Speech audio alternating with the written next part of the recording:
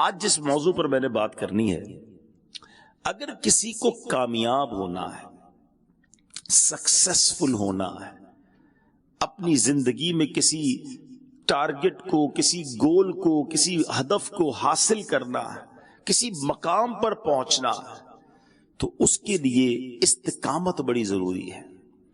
اور یہ صرف دین کے معاملات میں نہیں، کسی کو دنیا میں ترقی کرنی ہے، کسی کو کاروبار میں ترقی کرنی ہے، کسی کو جناب کسی بھی فیلڈ میں ترقی کرنی ہے، اس کے اندر استقامت کا ہونا بڑا ضروری ہے۔ کچھ لوگ ہوتے ہیں ایک کام تھوڑا سا کرتے ہیں، پھر دوسرا کرتے ہیں، پھر تیسرا کرتے ہیں، پھر دوبارہ پہلا والا کرتے ہیں، ساری زندگی ایسا لگتا ہے راؤنڈ اباؤٹ ہی گھوم رہے ہوتے ہیں، کسی مقام پر نہیں پہنچتے، کسی مرتبے پر نہیں پہنچتے، کوئی اسپیشل کام نہیں کر پاتے۔ اب جیسے ماشاءاللہ دعوت اسلامی والے موجود ہیں، تو ہمیں اسلامی بھائی بھی یہ سوال کرتے رہتے ہیں کہ جناب استقامت کیسے ملے؟ اور استقامت جو ہے وہی راستہ ہے کامیابی کا، کسی جگہ پہنچنے کا۔ اور آخرت کے لیے استقامت، دین میں استقامت، ایمان پر استقامت، یہ کتنی ضروری ہے۔ قرآن مجید اور احادیث میں نبی پاک علیہ الصلوۃ والسلام کے فرامین ہمیں ملتے ہیں، اور پھر صحابہ کرام نے استقامت کے ایسے ایسے مظاہرے کیے، اولیاء کرام نے دین پر استقامت کے ایسے ایسے کام کر دکھائے کہ آج پڑھیں تو عقلیں حیران ہو جاتی ہیں۔ آج ایک صحابی رسول کا آپ کو واقعہ سناتا ہوں۔ صحابی رسول ہیں حضرت عبداللہ بن حذافہ رضی اللہ تعالیٰ عنہ۔ غیر مسلموں کے فوج نے، رومیوں نے آپ کو قید کر لیا اور اپنے بادشاہ کے سامنے پیش کیا۔ بادشاہ کے سامنے جب حضرت عبداللہ بن حذافہ پیش ہوئے، آپ کو لے جایا گیا، تو بادشاہ نے کہا کہ تم اپنا مذہب اسلام تبدیل کر لو، اپنے مذہب کا انکار کر دو، دین سے پھر جاؤ، تو میں تمہیں اپنی بادشاہت میں شریک کر لوں گا، اپنی بیٹی کا نکاح تمہارے ساتھ کر دوں گا۔ یعنی آپ ذرا سوچیں، صرف معاف کرنے کا نہیں کہا، بلکہ لالچ بھی دی گئی، انعام کا بھی اعلان ہوا کہ بادشاہت میں بھی شریک اور اپنی بیٹی کا نکاح بھی کر دوں گا، اور اگر تم نے ایسا نہ کیا تو پھر ظاہر ہے کہ پھر اس کی کانسیکوینسز، اس کا نتیجہ خطرناک ہوگا۔ لالچ تھی، انعام تھا، بادشاہ کی بیٹی کے نکاح کا مطلب یہ ہوا کہ آگے جا کے بادشاہت بھی مل جانی تھی۔ حضرت عبداللہ بن حذافہ نے جواب کیا دیا؟ آپ فرماتے ہیں کہ اگر تم اپنی ساری بادشاہت بھی مجھے دے دو، پھر بھی آنکھ جھپکنے کے برابر بھی اپنے دین سے میں نہیں پھروں گا۔ اچھا، اب بادشاہ جو ہے اس نے کہا کہ پھر تو میں تجھے قتل کر دوں گا، اب زبردست طریقے سے عبرت کا نشان بنا دوں گا۔ حضرت عبداللہ بن حذافہ نے کہا کہ آپ کو اختیار ہے، آپ کو جو چاہے کرنا ہے کریں، میں اپنے دین سے پھرنے والا نہیں، میں نے نبی پاک کی غلامی اختیار کی، اللہ وحدہ لا شریک کو اپنا رب مانا ہے، آپ کو جو کرنا ہے کر لیں، دین سے میں پھرنے والا نہیں ہوں۔ اب کیا ہوا؟ بادشاہ کے حکم سے تیر اندازوں کو بلایا گیا، باقاعدہ یوں سمجھیے کہ حضرت عبداللہ بن حذافہ کو سامنے کھڑا کیا گیا، اور اب تیر برسانے والے ماہر وہ کھڑے کر دیے گئے، اور اب بار بار آپ کے جسم پر تیر برسائے گئے، پتھر نہیں، تیر جو جسم میں پیوست ہو جاتا ہے، آپ کو تیر لگتے جاتے، اور آپ بار بار یہ کہتے کہ میں نے اپنے دین کو نہیں چھوڑنا ہے۔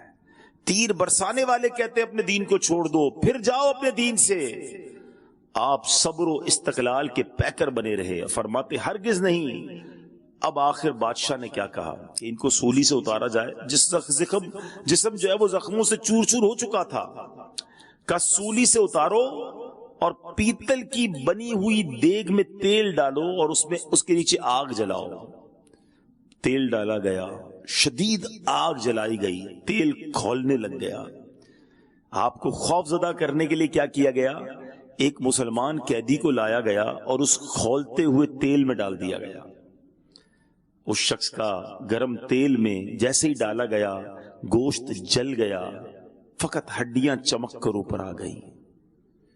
اب آپ سے کہا گیا ابھی بھی آخری موقع ہے، ایمان سے پھر جاؤ، ورنہ جو اس کا حال ہوا ہے وہی حال تمہارا ہوگا. ہمارا مذہب قبول کر لو ورنہ تمہیں بھی اس دیگ میں ڈال دیا جائے گا. اللہ اکبر. تصور کرتے جانا میرے پیارے اسلامی بھائیوں, کبھی زندگی میں اللہ نہ کرے ایسا امتحان میرا اور آپ کا لیا جائے تو ہمارا کیا حال ہوگا. آپ نے کیا کہا؟ آپ فرماتے ہیں میں اپنے دین کو ہرگز نہیں چھوڑوں گا, تم نے جو کرنا ہے کر لو. اب بادشاہ نے حکم دیا کہ ان کو بھی آگ میں ڈال دیا جائے. حضرت عبداللہ بن حذافہ کو اٹھایا گیا. جیسے اٹھا کر آگ میں ڈالا جانے لگا آپ کی آنکھوں سے ٹپ ٹپ آنسو گرنا شروع ہو گئے. بادشاہ نے کہا رک جاؤ واپس لاؤ.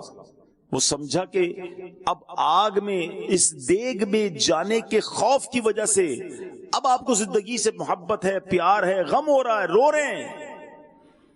تو کہا کہ کیا وجہ ہے؟ اب احساس ہو گیا تمہیں زندگی کتنی قیمتی ہے, اب آنسو بہ رہے ہیں تمہارے, ابھی بھی موقع ہے, بتاؤ پھر جاؤ اپنے دین سے. اللہ اکبر.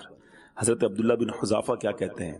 فرماتے ہیں میں اس لیے نہیں رو رہا کہ مجھے دیگ میں ڈالا جا رہا ہے, دنیا مجھ سے چھٹ رہی ہے, میں اس لیے رو رہا ہوں کہ میرے پاس ایک ہی جان ہے جسے میں راہ خدا میں قربان کر رہا ہوں. کاش میرے جسم کے ہر حصے میں ایک ایک جان ہوتی اور وہ سب جانے میں اللہ کی راہ میں قربان کر دیتا.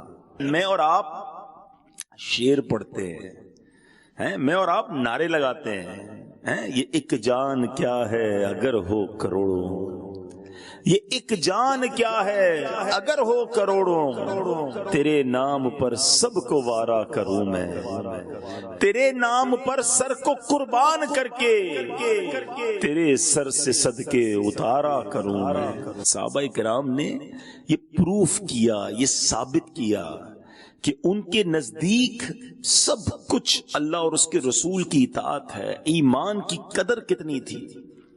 حالانکہ بعض صورتوں میں جب جان جانے کا خوف ہو تو ایک طرح کی اجازت ملتی ہے کہ ظالم کے سامنے کچھ دیر کے لیے اس کی بات مان لی جائے, مگر دل ایمان سے معمور ہو, دل میں اللہ وحدہ لا شریک ہی کا خیال ہو اور اسی کو اپنا رب مانا جائے.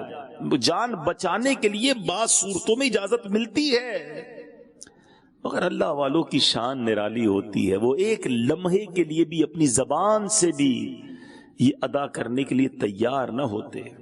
اے میرے میٹھے اسلامی بھائیوں, دیکھا آپ نے استقامت تھی تو کیسی تھی.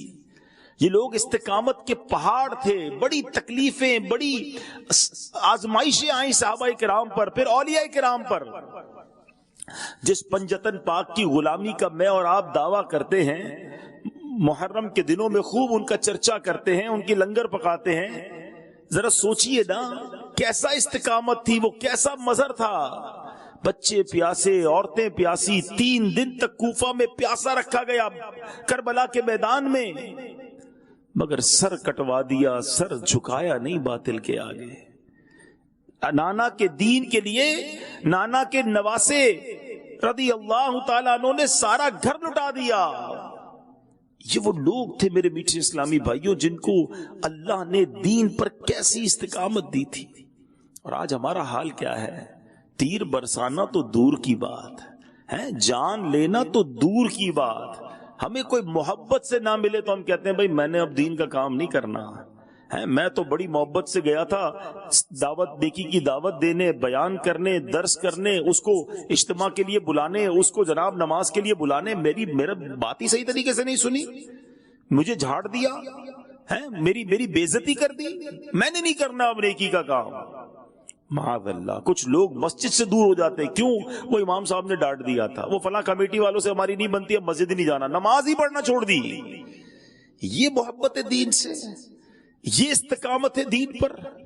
صحابہ کرام کو کوئلوں پہ لٹایا گیا, تپتی ہوئی ریت پہ لٹایا گیا, اتنا مارتے تھے کہ لوگ سمجھتے یہ مر گئے, ان کا انتقال ہو گیا, چھوڑ کے چلے جاتے تھے. اتنا مار کے حال برا ہو جاتا تھا. جب ہوش آتا تھا زبان پر ایک ہی جملہ ہوتا تھا, لا الہ الا اللہ محمد الرسول اللہ. اے کراچی میں, پاکستان میں, ہندوستان میں مسلمان گھروں میں پیدا ہونے والوں, قدر کرو اپنے ایمان کی, یہ اتنا آسانی سے اسلام نہیں پھیلا ہے، اتنی آسانی سے دین کی دعوت عام نہیں ہوئی ہے، بڑی تکلیفیں اٹھائی ہیں اللہ والوں نے، وطن چھڑوا دیے، شہر چھڑوا دیے، کاروبار چھین لیا گیا، سب کچھ لٹ گیا، مگر استقامت تھی، انہیں پتا تھا کہ اللہ کی راہ پر استقامت ہی کامیابی دلائے گی، اور وہی درکار ہے۔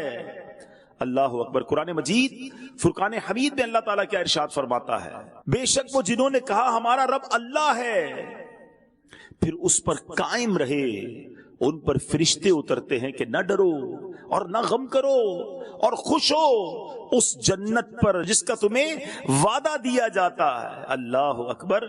جو لوگ اللہ کی بات پر، ایمان پر قائم رہتے ہیں، پھر فرشتے آ کے بشارتیں سناتے ہیں، جنت کا وعدہ بتاتے ہیں۔ اللہ اکبر۔ الفاظ تو سنے، کیا کہتے ہیں فرشتے؟ نہ ڈرو اور نہ غم کرو اور خوش ہو اس جنت پر جس کا تمہیں وعدہ دیا جاتا ہے۔ جنت کا وعدہ ہے ان کے ساتھ جو استقامت کے ساتھ ڈٹے ہوئے ہیں، جو اللہ کے احکام کو پریورٹی دیتے ہیں۔ سب سے زیادہ ضروری ہے رب کی ماننا، شریعت کی ماننا، نبی پاک کی ماننا۔ آج پرابلم یہ ہے ہم سب کی مانتے ہیں، رب کی نہیں مانتے ہیں۔ ہم باقی لوگوں کو راضی کرنے کے چکر میں رب کو ناراض کر رہے ہیں۔ ہم بیوی، بچے، دوست، میرا باس، میرا سیٹ، میرے جاننے والے راضی ہو جائیں، یہ نہیں سوچتے کہ ان کو راضی کر رہا ہوں، کہیں رب ناراض نہ ہو جائے، کہیں میرے دین پر کمپرومائز نہ ہو جائے۔ ہیں لوگ جناب شریعت کی بات کو، ایمان کی بات کو بہت پیچھے لے جاتے ہیں۔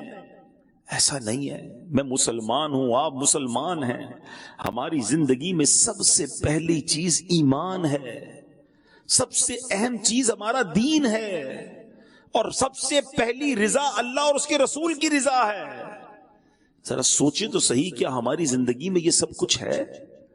آج تھوڑے سے پیسے ہماری استقامت ختم کر دیتے ہیں، تھوڑا سا ماحول تبدیل ہوا تو نماز کی استقامت ختم۔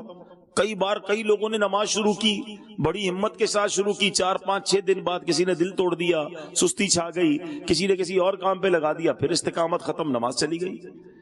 قرآن پاک روز پڑھوں گا، پکی نیت کی، 2 4 دن قرآن پڑھنا شروع کیا، پھر چھوٹ گئی قرآن کی عادت۔ کیا ہے یہ؟ سوچیں، اپنے آپ سے سوال کریں۔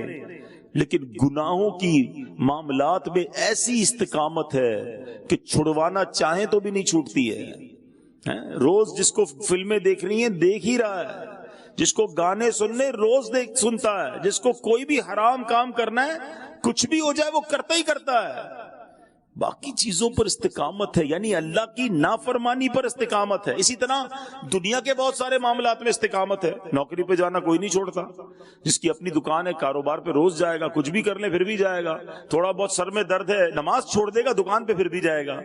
سوچے نا، ایسا نہیں ہے کہ ہماری لائف میں استقامت نہیں ہے، نہیں جناب، ایسے پکے ہیں کچھ لوگ تو ساری زندگی کچھ کام کرتے اور پابندی سے کرتے ہیں۔ جن کی واکنگ کی عادت ہے وہ روز واکنگ کریں گے، صحت کا خیال رکھیں گے، ٹیبلٹ روز کھاتے ہیں، یعنی زندگی کے بہت سارے معاملات بڑے پکے ہیں۔ اگر گڑبڑ ہے تو وہ دین کے معاملات میں ہی ہے، اللہ رسول کے فرامین پر ہی ہے، آخرت کی تیاری میں ہی استقامت چلی جاتی ہے۔ کبھی آئے اجتماع میں پھر چلے گئے 6 مہینے کے لیے، کبھی گئے مدنی قافلے میں، پکی نیت کی ہر مہینے جاؤں گا، پھر غائب ہو گئے۔ سوچیں، یہ شیطان ہمیں استقامت نہیں پانے دیتا۔ اور کیا خوبصورت فرمان ہے، الاستقامت فوق الکرامت۔ استقامت جو ہے نا، یہ کرامت سے زیادہ افضل ہے۔ کچھ لوگ کہتے ہیں کرامت دکھاؤ، بزرگ وہ اچھا ہوتا ہے جس کی کرامت ہوتی ہے۔ کرامت تو ٹھیک ہے، لیکن ہر اللہ کے ولی کے لیے کرامت ضروری نہیں۔ جس کے اندر استقامت ہے وہ کرامت سے بھی بڑھ کے ہے۔ پابندی سے نماز پڑھنے والا، پابندی سے قرآن پڑھنے والا، پابندی سے درود پڑھنے والا، پابندی سے صدقہ خیرات کرنے والا، پابندی سے لوگوں کے ساتھ اچھے اخلاق اپنانے والا، وہ کمال کا آدمی ہے۔ نہیں جاتی اس کی نماز، کچھ بھی ہو جائے، نہیں کرتا وہ حرام کام، کچھ بھی ہو جائے، ارے وہ کمال کا آدمی ہے جس کے اندر یہ چیزوں کی استقامت ہے۔ لیکن آج میں نے اور آپ نے یہ چیک کرنا ہے کہ میری لائف میں، کبھی موقع ملے نا میں ایک مشورہ دیتا ہوں، ایک کاغذ قلم لے اور صبح سے شام تک وہ کون سے کام ہے جو ہم پابندی سے کرتے ہیں، ہر روز کرتے ہیں، اس کی لسٹ بنائیں، تو آپ کو پتا چلے گا کہ میری لسٹ میں میری دنیا اور معاذ اللہ بعض گناہوں کی عادتیں تو بڑی پکی ہیں، دین کی عادتیں اتنی پکی نہیں ہیں، استقامت نہیں ہے۔ اے وہ لوگوں جو دین پر استقامت حاصل کیے ہوئے ہو، تمہیں مبارک ہو۔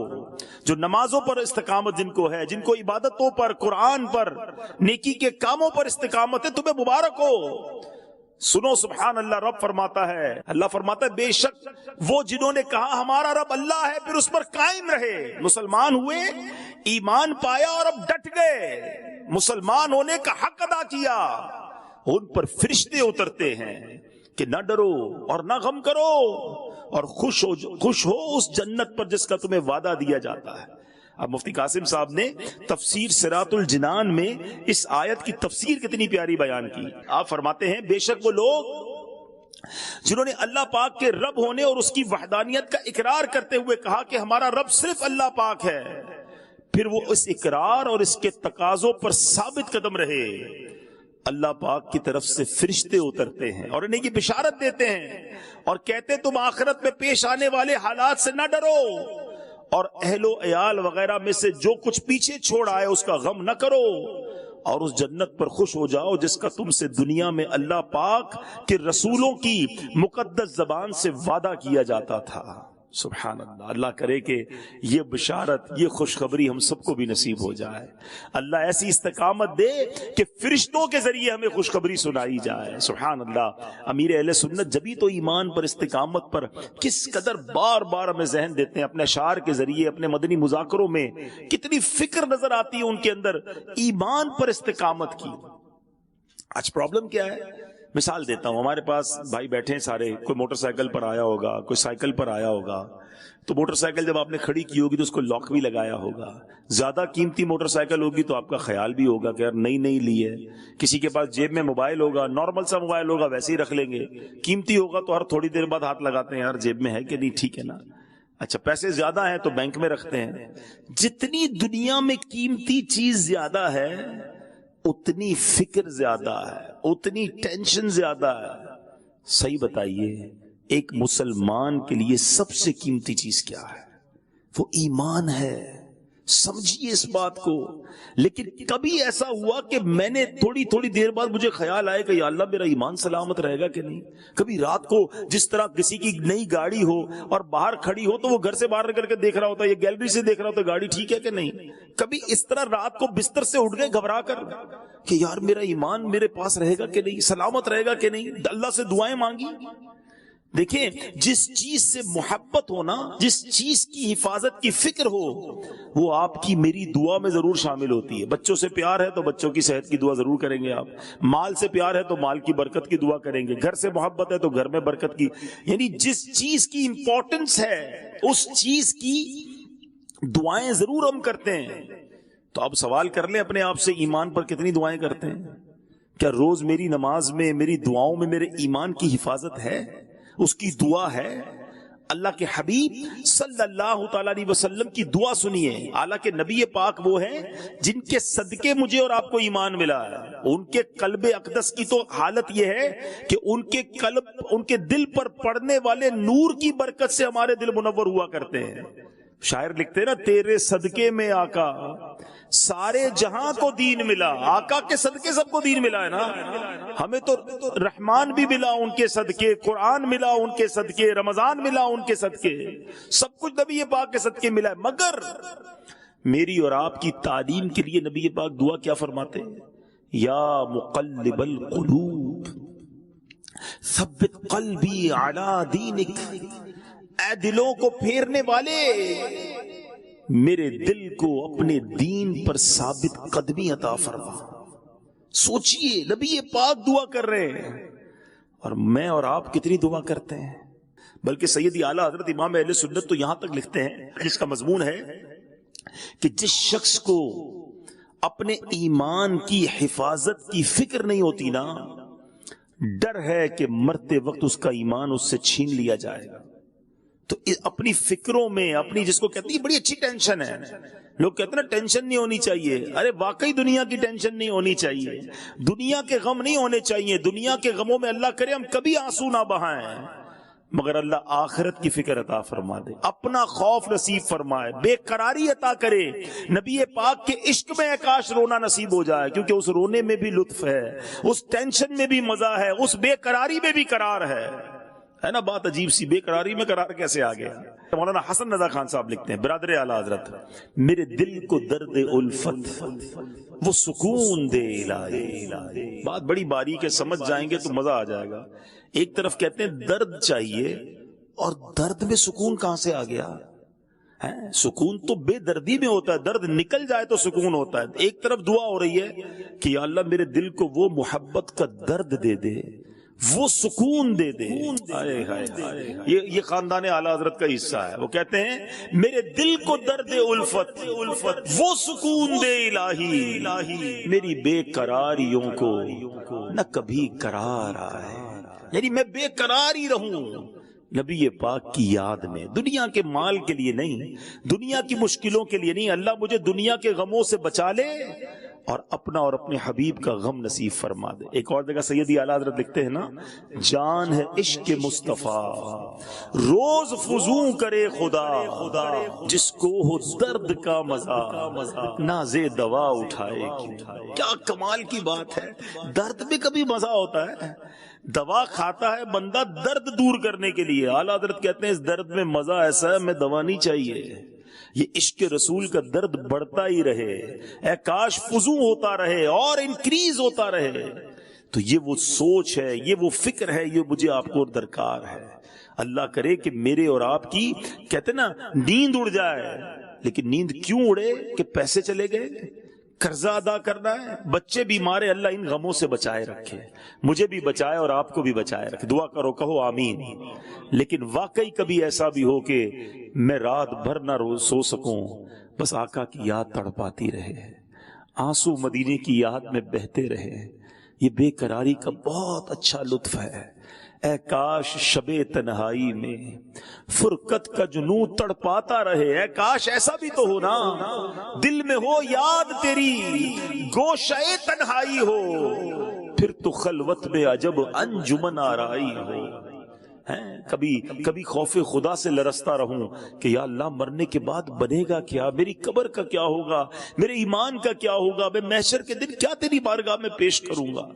یہ ٹینشن، یہ غم، یہ تکلیف اچھی ہے، کیونکہ یہ غم جس کو لگ گیا اس کو آخرت کا غم بچ جائے گا، وہ ادھر شرمندہ ہونے سے بچ جائے گا اگر ادھر دل میں شرمندگی ہے۔ کیا خوبصورت شعر لکھا، وہ بھی غالباً مولانا حسن رضا خان صاحب کا ہے۔ فرماتے ہیں ندامت حشر میں اے آسیوں تم ساتھ لے جانا، ہائے ہائے ہائے، ادھر شرماتے رہا کرو، اپنے گناہوں پہ روتے رہا کرو۔ ندامت حشر میں اے آسیوں تم ساتھ لے جانا، سنا ہے شرم والوں کو وہ شرمایا نہیں کرتے۔ جو شرم والے ہیں، جو ادھر ہی روتے رہتے ہیں، جو ادھر ہی نادم رہتے ہیں، ادھر بچ جائیں گے۔ جو ادھر جیدار ہیں، نہیں جناب کچھ نہیں ہوتا، میں گناہ کرتا ہوں تو کیا ہوا، سارا پاکستان گناہ کرتا ہے، سارے ہی لوگ گناہ کرتے ہیں، ایسے نہیں ہونا چاہیے۔ کسی کے گناہوں کو نہ دیکھو، اپنے آپ کو مانو کہ میں سب سے برا ہوں، میرے گناہ بہت زیادہ ہیں، میرا بنے گا کیا، میرے ایمان کا کیا ہوگا۔ فکر کریں اپنے ایمان کی حفاظت کی اور استقامت پانے کی فکر کریں۔ اللہ مجھے بھی استقامت عطا فرمائے اور آپ کو بھی دین پر استقامت نصیب فرمائے۔ اور اس میں ایک اور بات یاد رکھیں، کسی کے پاس گارنٹی نہیں ہے۔ ماشاءاللہ اسلامی بھائی بیٹھے ہیں، طلباء بیٹھے ہیں، ہو سکتا ہے علماء بھی بیٹھے ہوں۔ اگر میں دیندار بن گیا، چہرے پہ داڑھی آ گئی، سر پر امامہ آ گیا، 5 وقت نمازی بن گیا، دین کی دعوت دینے والا بن گیا، او جناب میری تو واہ واہ بڑی ہے، میں تو دیندار کہلاتا ہوں، اب سیٹسفائی ہو گیا کہ اب تو بس ایمان سلامت ہو گیا؟ نہیں، بڑے بڑے علماء، ارے میری اور آپ کی اوقات کیا ہے؟ جس پیر صاحب کے دامن سے وابستہ ہے نا، پیران پیر شیخ عبد القادر جیلانی، غوث پاک کا مرتبہ یہ ہے کہ غوث پاک کے بارے میں آتا ہے، علماء فرماتے اللہ نے وہ مرتبہ دیا ہے، آج بھی اگر کسی کو ولایت ملتی ہے تو غوث پاک کے در سے ملتی ہے۔ ہماری آپ کی اوقات نہیں۔ بریلی کے تاجدار لکھتے ہیں سر بھلا کیا کوئی جانے کہ ہے کیسا تیرا، اولیاء ملتے ہیں آنکھیں وہ ہے تلوہ تیرا۔ یہ مرتبہ ہے غوث پاک کا۔ مگر سیدی غوث اعظم ایک بار کہتے ہیں لوگ کہہ رہے ہیں آج عید کا دن ہے، عید کا دن ہے. عبد القادر کے لیے عید کا دن وہ ہوگا جب اپنا ایمان سلامت لے کر قبر میں جائے گا. ذرا سوچئے، اتنی فکر، اتنی ٹینشن. بھول گئے وہ عید کا دن جب مدینے کے لوگ حضرت عمر رضی اللہ تعالیٰ عنہ کے دروازے پر گئے تھے. دروازہ کھٹکھٹایا کہ امیر المومنین کو عید مبارک کہیں گے. آج کچھ روزے رکھ لیں، کچھ نمازیں پڑھ لیں، حج عمرہ کر لیں، تھوڑی صدقہ خیرات کر دیں، لوگوں کے پیر ہی زمین پر نہیں رہتے. کہتے جناب میں بڑا نیک، میں بڑا اللہ والا. سنو، وہ عمر جس کے بارے میں نبی پاک فرماتے میرے بعد کوئی نبی ہوتا تو عمر ہوتا. عمر جس گلی سے گزر جائے اس گلی سے شیطان نہیں گزرتا. وہ عمر رضی اللہ تعالیٰ عنہ. دروازہ کھٹکھٹایا گیا، دروازہ کھلتا ہے، آپ کی آنکھوں میں آنسو ہیں. اہل مدینہ کہتے ہیں امیر المومنین عید کا دن ہے، عید کے دن بھی کوئی روتا ہے، آج آپ کی آنکھوں میں آنسو کیوں ہیں؟ کیا فرمایا؟ فرماتے عید تو ان لوگوں کے لیے ہے جنہیں یہ پتا ہو کہ ان کے روزے قبول ہو گئے، عبادتیں قبول ہو گئی. عمر یہ نہیں جانتا کہ اس کی عبادتیں قبول ہوئیں یا اس کے منہ پہ مار دی گئی، محروم کر دیا گیا. یہ ٹینشن، یہ فکر، یہ بڑی اچھی ہے، یہ محبوب ہے، یہ اللہ والوں کا طریقہ ہے. ہمیں کیا ٹینشن ہے؟ کاروبار کا کیا ہوگا، نوکری کا کیا ہوگا، پیسوں کا کیا ہوگا، بچوں کا کیا ہوگا. حالانکہ یاد رکھو ہم بڑے عجیب لوگ ہیں، جس چیز کی گارنٹی ہے نا اس کی ٹینشن لی ہوئی ہے، جس کی گارنٹی نہیں اس کی ٹینشن ہی کوئی نہیں. سب کے ساتھ رزق کا وعدہ ہے. میرے اور آپ کے مقدر میں جو لکھا ہے وہ گھر آ کر مل جائے گا. مغفرت کا وعدہ نہیں ہے، جنت میں جانے کا وعدہ نہیں ملا. ایمان سلامت لے کر قبر میں جائیں گے اس کی کوئی گارنٹی نہیں ہے. سچ بتاؤ ٹینشن کس کی ہونی چاہیے تھی؟ جنت میں جاؤں گا کہ نہیں، ایمان سلامت رہے گا کہ نہیں، اس کی کوئی ٹینشن نہیں کسی کو. ٹینشن ہے تو دنیا کی ہے. اپنے دین کی فکر کریں، اپنے ایمان کی فکر کریں اور اس پر استقامت کی فکر کریں. سبحان اللہ، کیسے کیسے استقامت کے پہاڑ تھے. بزرگان دین کے واقعات پڑھا کریں. استقامت کیسے حاصل ہو اس کا ایک طریقہ یہ ہے اللہ والوں کے واقعات پڑھیں جن لوگوں نے قربانیاں دی راہ خدا میں. ایک صحابی رسول تھے جن کا نام ہے حضرت خباب رضی اللہ تعالیٰ عنہ.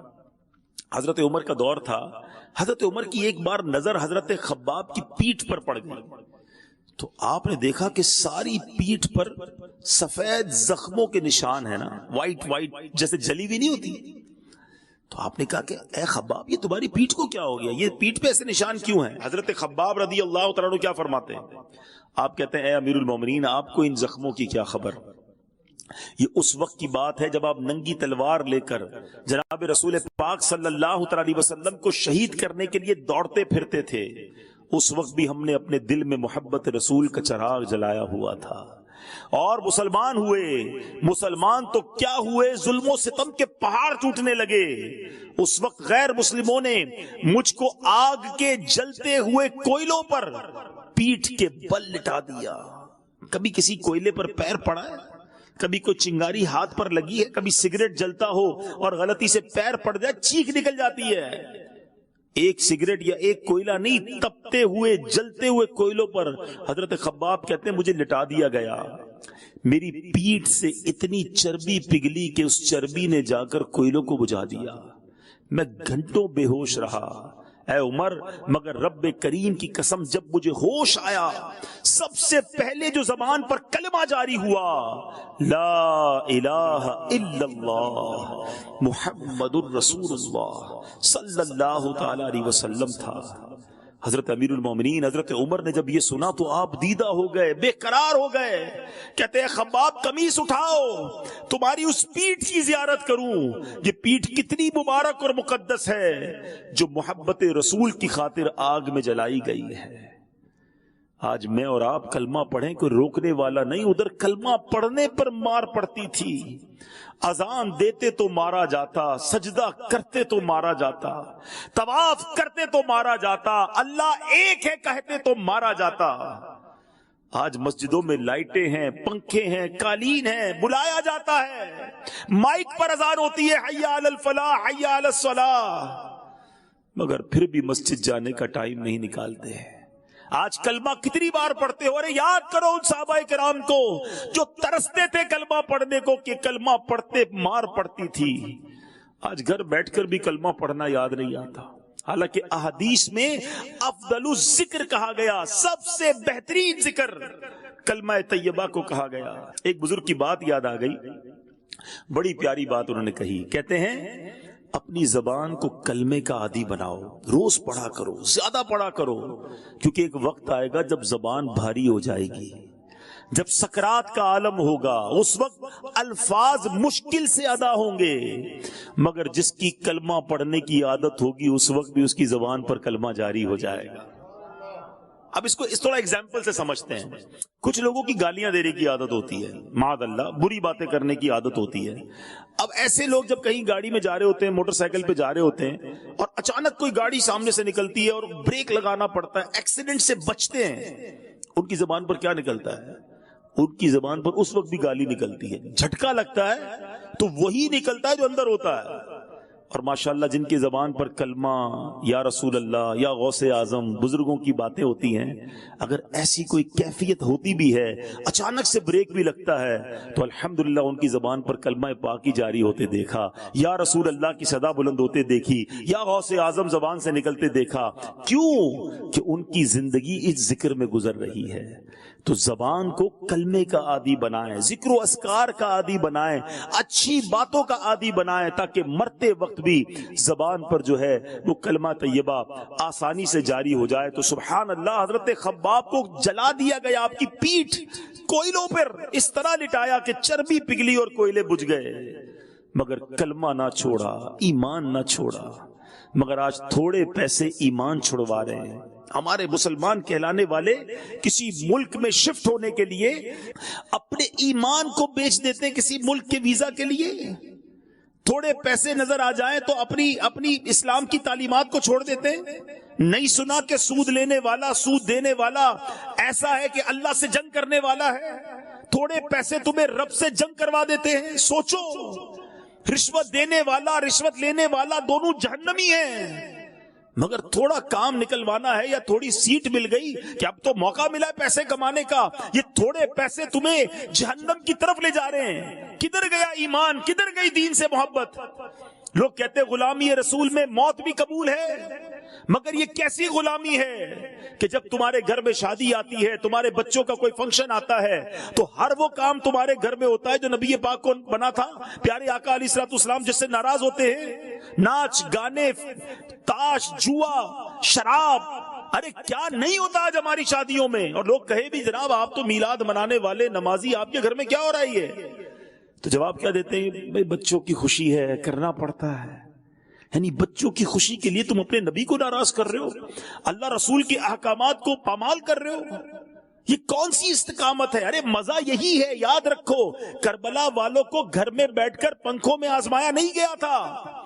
تپتے صحرا میں 3 دن کے بھوکے پیاسے تھے، لیکن نانا کے نواسوں نے کیا کیا؟ پانی لے کر معاذ اللہ یزید کی بیعت نہ کر لی، سر کٹا دیا، مگر اسلام کے پرچم کو بلند کر دیا.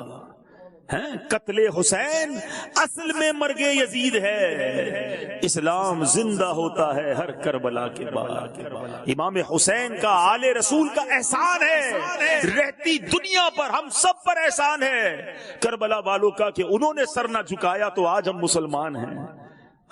آج اللہ کی رحمت سے اسلام دنیا کے کونے کونے میں ہے. کون ہے یزید کا نام لینے والا؟ امام حسین کے چاہنے والے ساری دنیا میں آپ کو نظر آئیں گے. تو جن لوگوں نے استقامت پائی، اللہ نے ان کے نام روشن کر دیے، اللہ نے ان کا مقام بلند کر دیا. خواجہ خواجگان خواجہ غریب نواز رحمت اللہ تعالی علیہ جب ہندوستان جاتے ہیں، سارا شہر مخالف، لوگ آپ کو پانی نہیں پوچھتے، آپ کے اونٹوں کو بیٹھنے نہ دیتے تھے.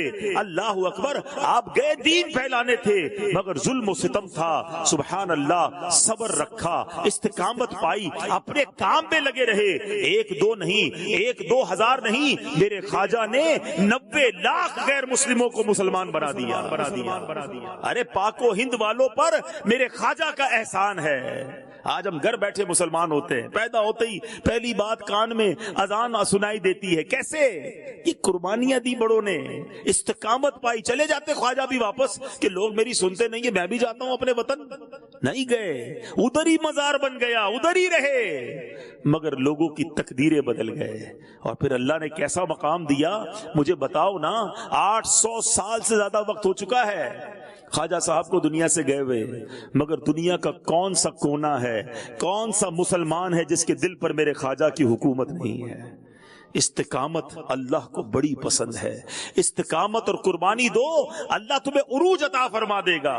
مگر یہ بات بات پر ٹرن ہو جانا، کمپرومائز کر لینا، ارے جناب چلتا ہے کیا کرے پورا معاشرہ ہی ایسا ہو گیا ہے، نہیں جناب سارا محلہ غلط کرتا ہے، ہماری مارکیٹ میں سبھی جھوٹ بولتے ہیں، ارے جناب اگر ہم ملاوٹ نہیں کریں گے تو کوئی دوسرا اپنا مال بیچ جائے گا، نہیں جناب بھلائی کا زمانہ نہیں ہے، ہمیں بھی اپنی ڈیوٹی میں ڈنڈی مارنی پڑے گی. اے میرے وہ بھائیوں جو تھوڑے سے پیسوں کے لیے، تھوڑی سی دنیا کی لذت کے لیے اپنے رب کو ناراض کرتے ہو، اپنے دین اور اپنے ایمان پر کمپرومائز کرتے ہو، ایسا نہ کرو. اپنے حصے کا دیا جلائے رکھنا، اپنے حصے کا چراغ جلائے رکھنا، اپنے حصے کی روشنی آپ نے جلائے رکھنی ہے، کیونکہ قبر میں الگ جانا ہے، اکیلے جانا ہے. بھلے سارا معاشرہ غلط کرتا ہو، میں تو آقا کی بارگاہ میں پیش کر سکوں کہ حضور میں آپ کا امتی اپنے حصے کا چراغ جلا کر آیا ہوں، میں سچ بولتا رہا، میں نے حرام نہیں کمایا، حضور میں اپنی آنکھوں کی حفاظت کرتا رہا، میرے سامنے بڑا نفع آتا تھا مگر وہ حرام ہوتا تھا، حضور میں اسے حاصل نہ کرتا. مجھے آپ کے فرامین یاد تھے، اللہ کا فرمان معلوم تھا، میں حرام کی طرف نہ گیا، میں استقامت پاتا رہا. تو اے میرے میٹھے اسلامی بھائیوں، پھر ایسا بندہ جب بارگاہ رسالت میں، ایسا بندہ جب قیامت کے دن حاضر ہوگا نا، پھر دیکھو اس کے ساتھ کیا ہوگا. سبحان اللہ. سیدی اعلیٰ حضرت کہتے ہیں نا، انہیں جانا انہیں مانا نہ رکھا غیر سے کام. یہی فوکس کر لو، آقا راضی ہونے چاہیے، کیونکہ آقا راضی ہوں گے تو رب راضی ہو جائے گا. انہیں جانا انہیں مانا نہ رکھا غیر سے کام، للہ الحمد میں دنیا سے مسلمان گیا. پھر خیر ہی خیر ہے، آقا راضی، ان کے صدقے ان کا رب راضی، ہم سے راضی ہو گیا، پھر اچھا ہی اچھا ہے آخرت کے سارے معاملات. اور صرف آخرت اچھی نہیں ہونی ہے، یہ بھی آپ کو بتا دوں. مجھے ایک بات بتائیں، جو بندہ رب کو راضی کر لے، اللہ کے حبیب کو دنیا میں راضی کر لے، تو کیا اس کی دنیا خراب ہو جائے گی؟ دنیا بنانے والا کون ہے؟ میرا رب ہے نا. رزق دینے والا وہ ہے، خوشیاں دینے والا وہ ہے، برکت دینے والا وہ ہے، غموں سے نکالنے والا وہ ہے. جب وہی راضی ہے تو دنیا بھی اچھی کر دے گا. وہ رحمان دنیا والآخرہ ہے. میرا رب دنیا میں بھی رحمان ہے اور آخرت کا بھی رحمان ہے. تو اسے راضی کرو، وہ سب راضی ہو جائے گا، سب بہتر ہو جائے گا. میں ایک آخری روایت سنا کر اپنی گفتگو کو ختم کرتا ہوں. بڑی خوبصورت روایت ہے اور یہ ہمارے آج کے دور میں بہت بڑی تعداد کے لیے یوں سمجھیے کہ زبردست اگزامپل ہے. روایت کا مضمون یہ ہے کہ کچھ لوگ مخلوق کو راضی کرنے کے لیے اللہ کو ناراض کر دیتے ہیں، اور ایک وقت آتا ہے مخلوق بھی ان سے ناراض ہو جاتی ہے، کچھ بھی نہیں بچتا. بندے بھی ناراض، بھول گئے رب بھی ناراض، کیونکہ ساری زندگی بندوں کو راضی کرنے کے لیے لگے رہنا. اب مثال کے طور پہ کچھ لوگ ہوتے ہیں جو ایسا شعبہ اختیار کرتے جو ہوتا ہی حرام ہے. میں نام نہیں لیتا، آپ سمجھ جائیں گے کہ انٹرٹینمنٹ کرنے کے چکر میں، لوگوں کو راضی کرنے کے چکر میں ایسے ایسے کام کرتے ہیں جو سارا حرام ہوتا ہے. لوگ بڑے فین بن جاتے ہیں، بڑے لوگ چاہنے والے بن جاتے ہیں، رب کو ناراض کر رہے ہوتے ہیں. تھوڑے عرصے کے بعد جب ان کا وہ عروج ختم ہوتا ہے تو ہم نے ان لوگوں کا حال دیکھا ہے. مرنے کے بعد جنازے کو کاندھا دینے والے لوگ نہیں ہوتے. قبر میں پہنچ جائیں تو اب ان کی کوئی برسی منانے والا، ایصال ثواب کرنے والا کوئی نہیں ہوتا، بلکہ وہ اتنے بدنصیب ہوتے ہیں کہ ان کی برسی میں بھی ان کی فلمیں چلائی جاتی ہیں، ان کے گانے چلائے جاتے ہیں. معاذ اللہ. کیوں زندگی گزاری تھی؟ لوگوں کو راضی کرنے کے لیے. اللہ کو ناراض کر لیا، بندے بھی بھول گئے، رب بھی ناراض ہے. اس روایت کا اگلا حصہ سنو.